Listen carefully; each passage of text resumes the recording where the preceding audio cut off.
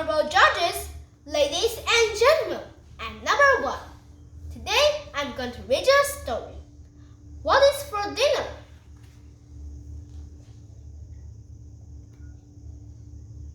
There was a husband called Sammy who was always worried about his wife Dolly. They were married for almost 15 years. While Dolly was a village girl, Sammy was raised in a city. Although they have a lot of cultural differences in life, Dolly managed everything to perfection. The latest worry about Dolly was that she was losing her hearing. Sammy was worried that, due to aging, Dolly was gradually losing her hearing capacity. It happened one day when Sammy was in the living room and asked for a cup of tea from Dolly. Dolly did not respond. He increased his voice and once again asked her for some tea.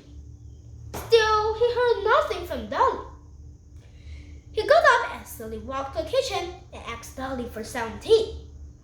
Dolly was a bit surprised and said that she would bring it in 10 minutes.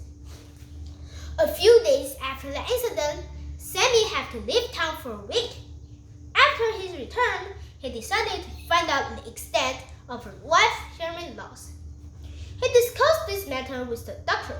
Prior to taking Dolly to the doctor told him an easy way to find out the extent of her wife's hearing loss. Sammy reached home and called for his wife Dolly as he entered. Dolly was in the kitchen preparing dinner. He heard nothing from her. Then he asked her from the entrance door, "Dolly, what's for dinner?" Surprised! No response. All was silent. He ran to his room and answered, "I'm here! What's for dinner, Dolly?" He sat on the sofa and asked again, "Dolly, what's for dinner?" Again, it was silent. He went to his room and asked her again, "What's for dinner?" as he washed his face. He then moved a few steps and asked her again.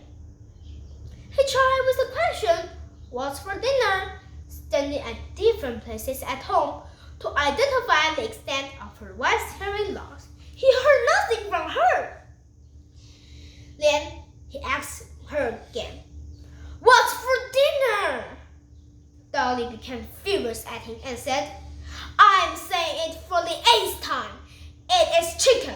Can't you hear it?" Sammy went speechless. Sammy finally realized that he was the one who had hearing loss instead of Dolly. He felt bad and sorry for blaming Dolly in the past. Now he finally knew one should not get into conclusions or blame others without knowing the truth. Thank you for listening.